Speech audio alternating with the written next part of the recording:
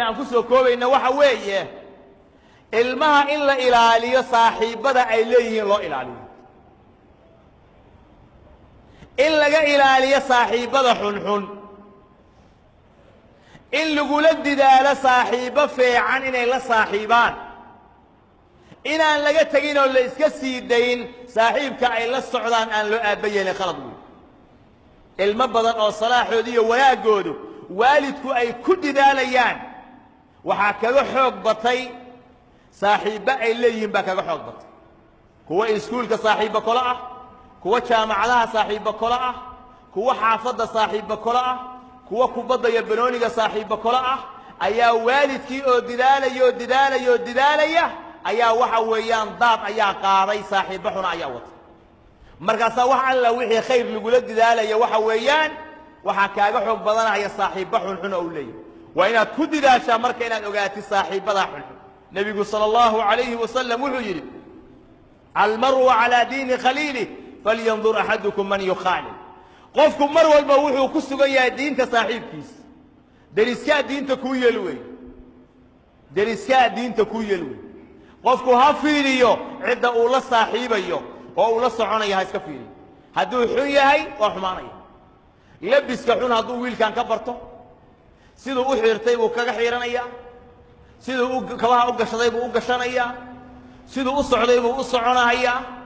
kulligoodna inta badan ilmaha saaxiibada xunxuna oo ilmaha kala duubsanaya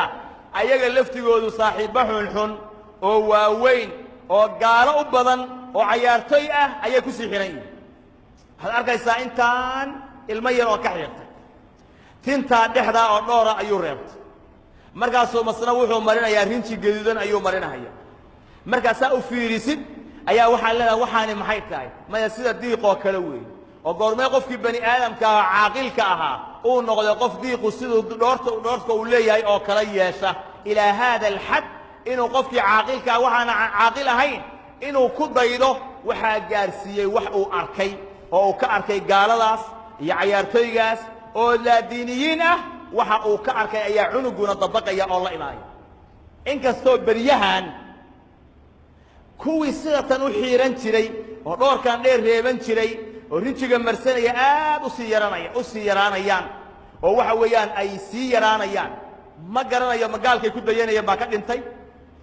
mase asagiibaa mataqaanaa shaqadaan joojiyo shaqo kale uu la imaan doono ku maqan oo luuq u galay oo hawl kale ku soo maqan beryahan arrinkaa waa sii yaraanaya waxaa kaloo ayadana aad u soo baxday waayo dhexdaasa haddana aad mooddo inay sii yaraanayso surweello lagu labisanayo oo jeexjeexan oo waxa weeyaan jeexnaanshaha uu jeexjeexan yahay ayuu wuxuu ku yahay fashion labiska qayb ka mida ayuuna noqday markaasaa waxaa arkaysaa waxay ku tartamayaan dhallinyaradii magaalada joogoo reer magaalka ahaa surwaalka jeexan inay ku labistaan midka aan jeexnaynna ay yidhaahdaan waa laga baxay ay yidhahdaan ka horna waxaa socon jiray oo hadda aad u yaraaday kuwa ku labista kaba dacas ah oo kabahaasi ay ka yar yihiin ciribtuna bannaanka ay taallo markuu soconayana faraha fooddooduu dhigahayaa ciribta kor buu u qaadaya markaa istidhaahdid dadkan qofkaan makabiibaa masaajidka looga xaday oo dacaskaan uu masaajid ka soo qaatay mid kale arkaysaa mid labaad baa arkaysaa mid labaad dadka maxaa ku wada kallifay dacaska maxaa kaba la'aanta wax la'aan miyaa u geysay maya ninkan waxaa lagu leeyahay waa fashion soo baxay oo socdo wey waxaa kaloo soconahayay ayadana weli taagan surweelkii dhuubna oo tuubada ahaa oo bac in lagu gashado oo hooya iga siib loo bixiyey oo inkaarta qabay isaguna weli magaalada waa ku dambeeya waa taagan yahay kulligood markaa fiirisay akhlaaqdaas oo dhan akhlaaq aan leenahay ma aha akhlaaq muslimna ma ahan tarbiye xalaalana ma ahan waa shayaaiin iyo wax gaalo laga keenay iyo fasaadkii ugu dambeeyey wey in qofku kabihii fiicnaa tuuro oo dacas ku labisto oo cirbihiisu bannaanka ay yaallaan inuu waxa weeyaan surweel jeexjeexan qaato in surweelka uusan iska siibi karina bac ku gashanayo